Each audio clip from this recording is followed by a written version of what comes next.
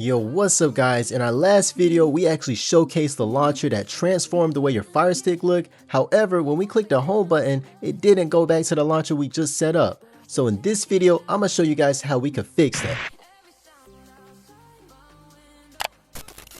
Alright, so for the first step, we're gonna go to the downloader app and we're gonna type in this code right here. So it's gonna be 53402. And with this code, it's going to take you directly to TechDoctorUK's website, which a huge shout out to TechDoctorUK and also a huge shout out to Toolicious because they actually have this app that we're going to use, and I'm going to show you exactly how to get it and how to use it. So on the website, go to Get Essential Tools, scroll down to when you see launchers, and of course if you see my previous video, you probably already got Projectivy, which is awesome. So the next app we're going to need right here is called HomeOnFire, and this is the app that's going to have all the magic in it that's going to assist us with making our home button used for exactly what we wanted to use, whether it's a launcher or just going to a specific app. I'm going to show you guys how to use it. So we're going to go ahead and install it, and once it's done, that's it. So now we're going to go to our settings because this is an important step also. You're going to have to go to your settings, go to developer options. Of course, if you don't know how to do developer options, you just press about a few times, but we're going to turn ADB debugging on and hit allow. Another thing, we're going to have to go to our network settings because you got to know what your IP address is for your device. Okay. So once we have that complete, we're going to go to the next step, which is we're going to need an app right here, which you can download it on Android or iOS, or you can also go to a website. But for this, I'm doing an app called ATVTools. And what we're going to do is we're going to go to all, and this is why we need to know exactly what our IP address is. So we're going to select the same exact IP address as the one of the Firestick you're on, and then this pop-up should pop up on your Firestick. So of course you're going to hit always allow from computer and hit allow, and then that is it. That's the only step you need to do in reference to that.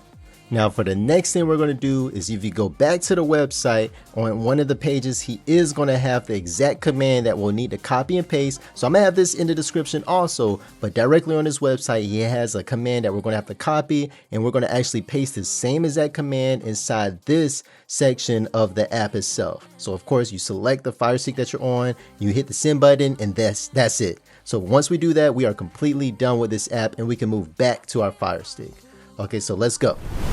All right, so once we're back on the Firestick, we're going to go back to our app right here, HomeOnFire, and right here we're going to hit choose target app and simply just click on the app you want the home button to go to. So in this case, we wanted it to be our Projectivy launcher, and then all we do is hit this button right here. So accessibility service, turn that on, and then boom, your home button now goes directly to it. So if I press it right here, watch.